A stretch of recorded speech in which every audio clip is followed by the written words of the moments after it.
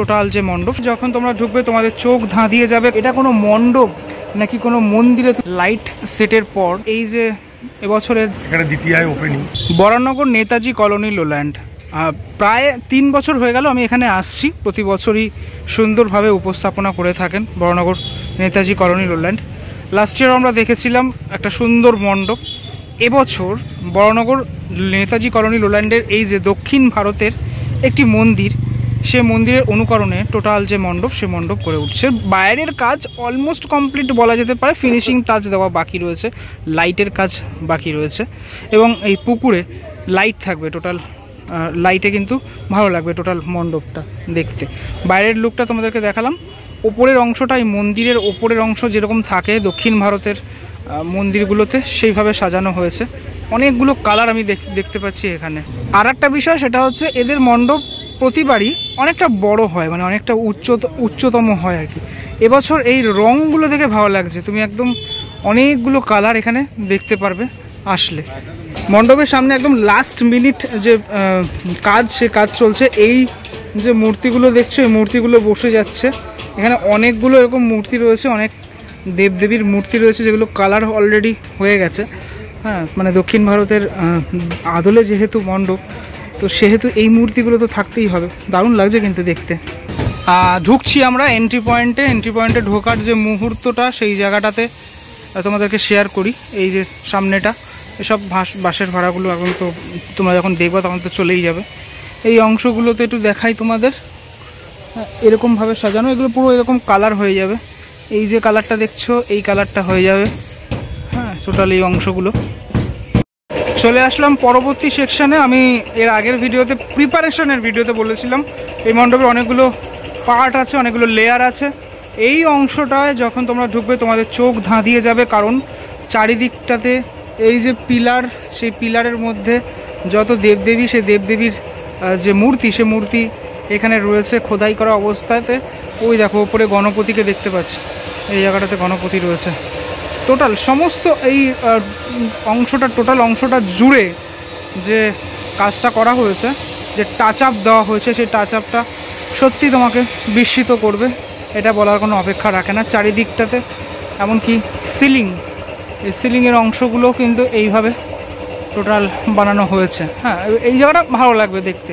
মানে আর এখানে লোকে, মানে আমরা যারা দর্শনার্থীরা, তারা কিন্তু এখানে এসে ছবিও তুলবো এই অংশগুলোতে। আরও একবার কাছ থেকে দেখাই, প্রিপারেশনের সময় দেখিয়েছিলাম। এখানে এই যে কালো কালো করা হয়েছে, মানে হচ্ছে পুরনো হয়ে গেছে সেরকমটা, ঠিক আছে, অনেকটা পুরনো। অরিজিনাল যে পাথরের, সেটাকে বোঝানোর জন্য, ঠিক আছে, কিন্তু পাথরের না, এটা টোটালটা ফাইবারের ওয়ার্ক। আমি যখন হচ্ছিল যখন স্ক্র্যাচেস পর্যায় থেকে, সেটা তখন আমি দেখিয়েছিলাম। বেশ কিছু জায়গায় এরকম কালো কালো, সেই জন্য এই রঙটা করা হয়েছে এবং লাইটের সাথে বেশ মানানসই টোটাল অংশটা। তুমি দেখে কোনোভাবে বুঝতে পারবে না এটা কোনো মণ্ডপ নাকি কোনো মন্দিরে তুমি প্রবেশ করলে। হ্যাঁ, এই অংশগুলো পর্যন্ত খুব ডিটেলের সাথে করা। এই টিলার মতো যেগুলো দেখতে পাচ্ছ, ছোট্ট ছোট্ট ছোট্ট ছোট্ট অনেক নিখুঁত কাজ রয়েছে। হ্যাঁ, প্রত্যেকটা জিনিসের মধ্যেই। চলো তোমাদেরকে এবারে পরবর্তী যে অংশটা, সেই অংশটাতে নিয়ে যাই।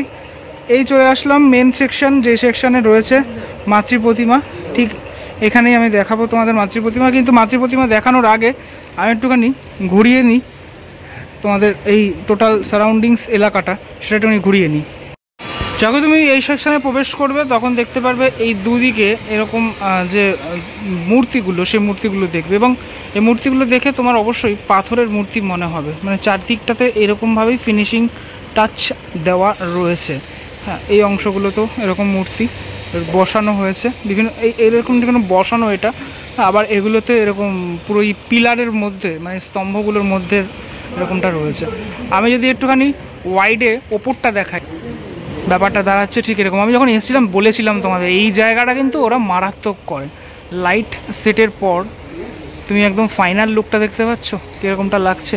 এই জায়গাটা কিন্তু অপূর্ব লাগছে দেখতে। এদিকে দেওয়ালটা দেখাই, ফুল ফ্রেমে দেওয়ালটা দেখো তোমরা, মানে ওয়াইডে দেখো পুরোপুরি। তুমি যেদিকেই দেখাবে সেদিকেই যেন তুমি বিভিন্ন জিনিসপত্র দেখতে হবে। এদিকে এই গেটটা, এইখানটা, এই জায়গাটাতেও কিন্তু এরকম একটা মূর্তি রয়েছে, মানে তোমার এই গেটের সামনে, এটা ওপরটা, মানে টোটাল কাজটাই একদম নিখুঁত কাজ এবং অনেক অংশেতে মানে আমি গণপতিকে দেখলাম।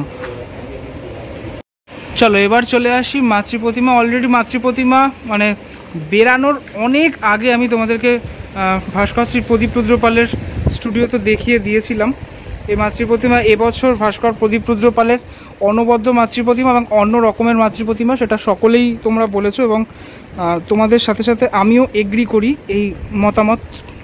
আর এখানে মা দুর্গার যে রূপ, সে রূপ আগে কখনো দেখেছো নাকি সেটা আমাকে কমেন্টের মাধ্যমে অবশ্যই জানিও।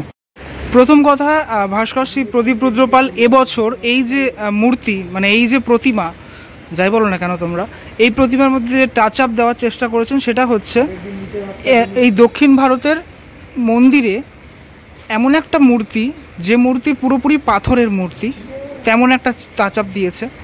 কারণ তোমাদেরকে একটুখানি জুম করে দেখালে বুঝতে পারবে এই যে মুখের অংশগুলো, মায়ের মুখের অংশগুলো, কিছু কিছু চোখের জায়গাটা, নাকের এই অংশগুলোতে এই যে কালারটা ব্যবহার করা হয়েছে যাতে মনে হয় যে এটা একটা পাথরের বা একটা কোনো মেটালের মূর্তি। ঠিক আছে, অ্যাকচুয়ালি মেটালের মানে পাথরের ঠিক লাগছে না, মনে হচ্ছে পুরো পুরো কোনো একটা মেটালের কোনো একটা ধাতুর মূর্তি টোটালটাই। তুমি যদি পুরো ভালো করে দেখো, ঠিক আছে, কিন্তু আদৌ ধাতুর নয়।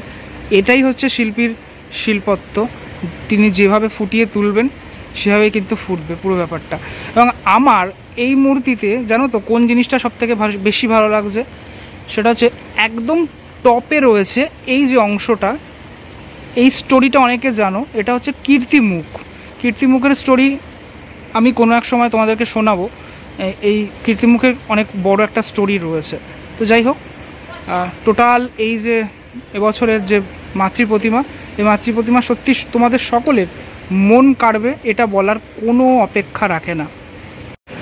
আরও একটা বিষয় তুমি যদি ভালো করে লক্ষ্য করো, এখানে সবার দেবীর বাহন তোমার পেঁচা, তারপরে তোমার ইঁদুর, হাঁস আর হচ্ছে তোমার ময়ূর, যে মায়ের সন্তানদের যে বাহন, সেই বাহন তো এখানে বিদ্যমান রয়েছে।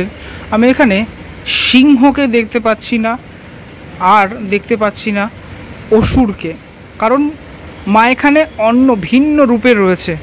তা সেই কারণের জন্যই আমি যখন সেদিনকারে এসেছিলো, সেদিনকারে ঠাকুরটা যেদিনকারে আনা হচ্ছিলো সেদিনকারে তোমাদেরকে দেখিয়েছিলাম, আর সেদিনকারে বলেছিলাম যে ওয়ার্ম লাইটে এটা ভালো লাগবে না, এটা হোয়াইট লাইটে ভালো লাগবে। এখন এই মুহূর্তে হোয়াইট লাইটই রয়েছে, সেই হোয়াইট লাইটেই তোমাদেরকে দেখানোর চেষ্টা করছি। এবং পিছনের চালির অংশটাতেও এই যে কালারটা ব্যবহার করা হয়েছে, সেই কালারের মধ্যেও যেন সেই ছাপটা, অর্থাৎ কোনো মেটালের এরকম একটা মনে হচ্ছে।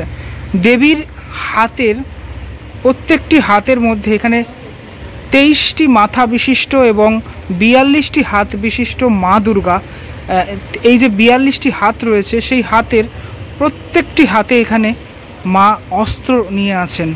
হ্যাঁ, এটাই সব থেকে দেখার বিষয়। আমার তো মানে অনবদ্য লেগেছে। এবছর যতগুলো প্রতিমা দেখেছি তার মধ্যে সত্যি এই প্রতিমা অন্যতম প্রতিমা।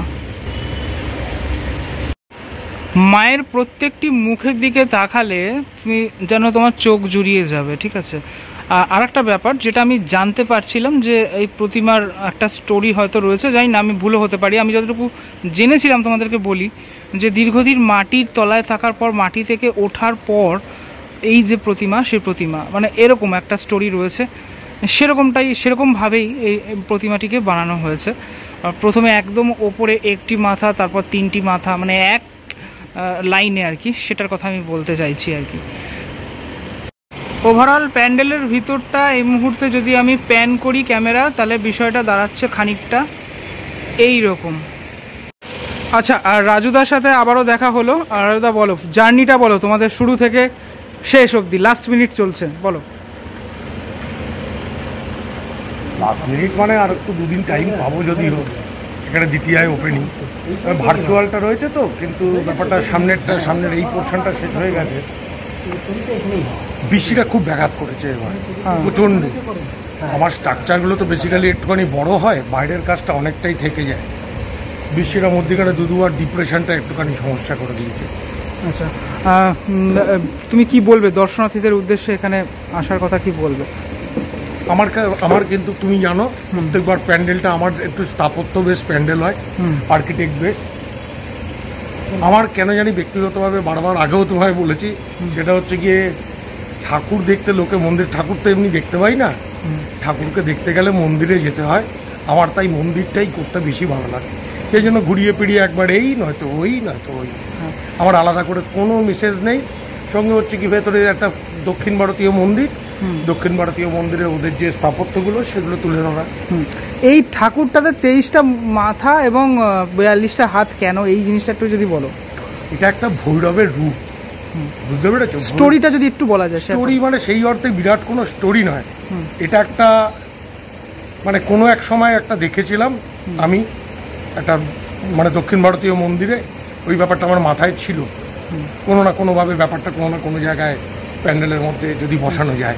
এবং ফিনিশিংটা তো ওই পাথরের প্রতিমা বা মেটালের প্রতিমা এরকম কিছু একটা। একদমই তাই, একদমই তাই। গল্প আলাদা করে সেই অর্থে কিছু নেই। আচ্ছা, বুঝতে পেরেছো? ব্যাপারটা দর্শনীয় হবে, প্যান্ডেলটার সঙ্গে খুব যাবে আমার মনে হয়েছে। একটু মেটালিক ফিনিশ প্রদীপদা বানিয়েছেন। একদম।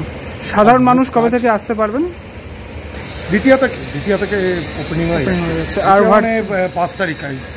হ্যাঁ, আর ভার্চুয়াল ওপেনিং মহালয়া। বেশ, অনেক ধন্যবাদ দাদা, সামনের বছর কাজ দেখার জন্য আমরা অপেক্ষা করব তোমার। Thank you. দক্ষিণ ভারতীয় মন্দিরে আমরা এই জিনিসগুলো দেখতে পারবো, এখানেও দেখতে পাচ্ছি এই কীর্তিমুখ, ঠিক আছে।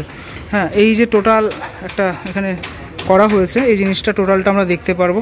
এবং এই যে জিনিসগুলো আমরা দেখবো লোল্যান্ডের প্যান্ডেলে। উদ্বোধনের ঠিক আগে কেমনভাবে সেজে উঠেছে, একদম অলমোস্ট রেডি, কেমনভাবে সেজে উঠেছে নেতাজি কলোনি লোল্যান্ড, সেটা তোমাদেরকে দেখানোর চেষ্টা করলাম। কেমন লাগলো ভিডিওটি সেটাই আমাকে অবশ্যই জানিও। বড়নগর থেকে দেখে থাকলে কমেন্ট করে জানিও তোমার এলাকায় আমি এসেছি। পরবর্তী ব্লগে দেখা হচ্ছে খুব শীঘ্রই, যতক্ষণের জন্য বিরতি নেবো। ভালো থেকো সবাই, টাটা।